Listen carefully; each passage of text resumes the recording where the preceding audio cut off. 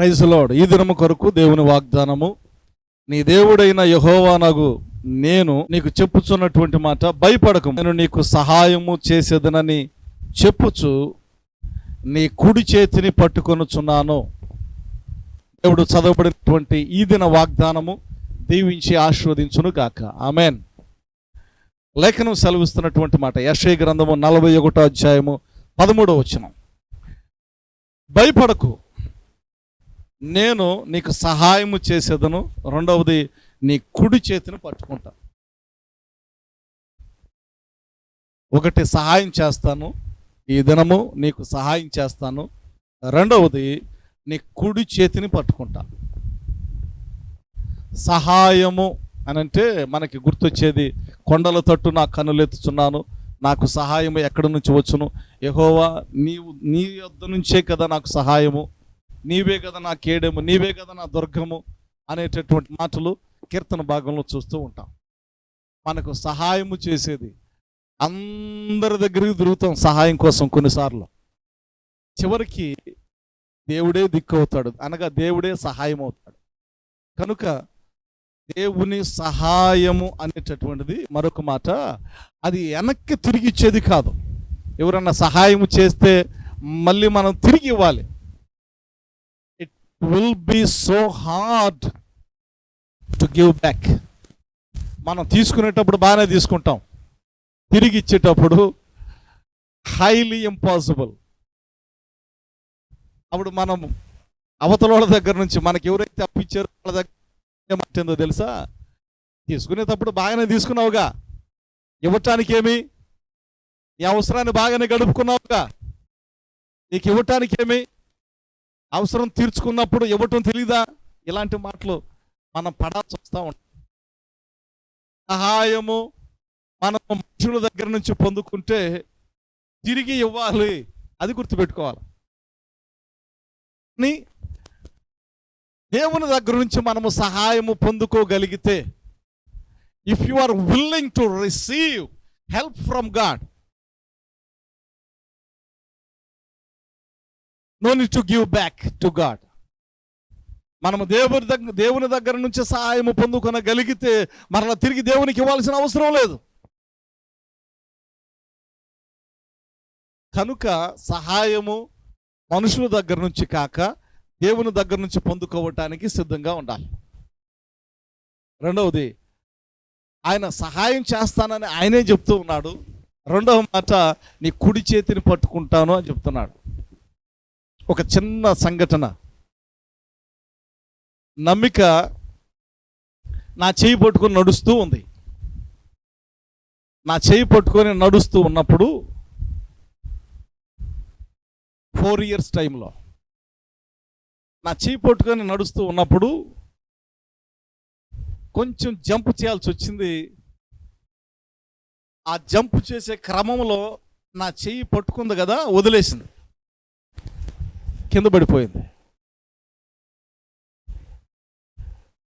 అప్పుడు నాకు అర్థమైంది, అరే పట్టుకుందో తను కదా అని నేను పట్టుకున్నా. ఆమె కుడి చేతిని నేను పట్టుకున్నా. ఆమె డాన్స్ చేస్తూ ఉంది, ఎగురుతూ ఉంది, నడుస్తూ ఉంది. ఎన్ని చేసినా కానీ ఆమె కింద పడుతులా. కారణం ఏంటో తెలుసా? తన తండ్రి తన కుడి చేతిని పట్టుకొని నడిపిస్తూ ఉన్నాడు. That's it. మన పరలోకపు తండ్రి మన కుడి చేతిని పట్టుకుంటే మనము పడిపోము. ఏ స్థితిలో కూడా మనము పడిపోము. మనం ఎలాంటి స్థితిలో ఉన్నా మనము పడిపోము.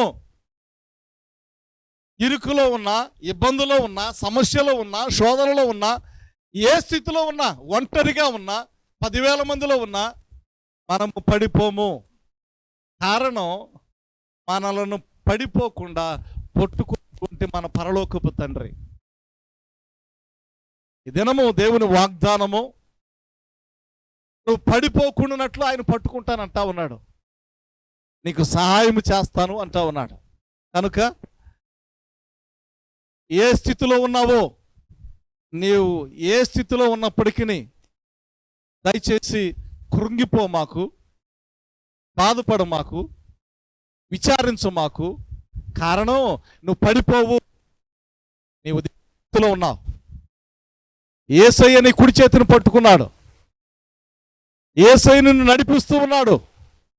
నువ్వు ఆయన చేయి పట్టుకుంటే నువ్వు పడిపోతావేమో కానీ ఆయనే నీ చేయి పట్టుకున్నాడు, నువ్వు పడిపోవు. కనుక ధైర్యంగా ఉండవు, బీ బోల్డ్, ధైర్యంగా ఉండు. ఏం కాదు, దేవుని సన్నిధి నీతో ఉంది, దేవుని ప్రసన్నత నీతో ఉంది, ఆయన ప్రభావం నీతో ఉంది. కారణం ఆయన నీ కుడి చేతిని పట్టుకున్నాడు, నీ చెయ్యి ప్రభు చేతిలో ఉంది. కనుక నువ్వు ఆయన పట్టుకోవటం కాదు కానీ మన ప్రార్థన కూడా, ప్రభా ఇగో నన్ను పట్టుకుని. ఆయన చక్కటి పాట కూడా ఉంది కదా, నీ చేతితో నన్ను పట్టుకో, నీ ఆత్మతో నన్ను నడుపు, శిల్పి చేతిలో శిలను నేను, అనుక్షణము నన్ను చెక్కుము. శిల్పి చేతిలో శిలను నేను, అనుక్షణము నన్ను చెక్కుము. నీ చేతితో నన్ను పట్టుకో, నీ ఆత్మతో నన్ను నడుపు. కనుక మనం ఆరాధిస్తున్న దేవుడు, మనము నమ్మినటువంటి దేవుడు, మనము ఆరాధించేటటువంటి దేవుడు, మనము ఆయన పట్టుకోవటం కాదు, ఆయనే మనల్ని పట్టుకున్నాడు. అంత గొప్ప దేవుడు మన జీవితంలో ఉండటం మనకు ధన్యత అని చెప్పటంలో సందేహం లేదు.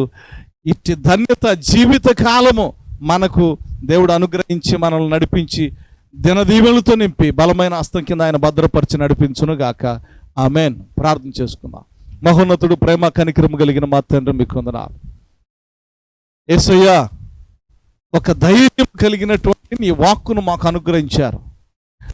మేము మిమ్మల్ని పట్టుకుంటే పడిపోతాము అని మీరే మమ్మల్ని పట్టుకున్నారు నాయన. కనుక మేము పడిపోము, మేము జారిపోము, మేము ప్రణయబడము. కారణం మా జీవితం నీ చేతిలో ఉంది. మీ చేతితో మమ్మల్ని పట్టుకొని నడిపిస్తూ ఉన్నారు. ఇటు స్థితి మా జీవితాంతము మీరు అనుగ్రహించి నడిపించి మహిమను పొందమని యేసయ్య పరిశుద్ధ నామం పేరిట స్తుతించి ప్రార్థన చేయుచున్నాము తండ్రి. ఆమేన్.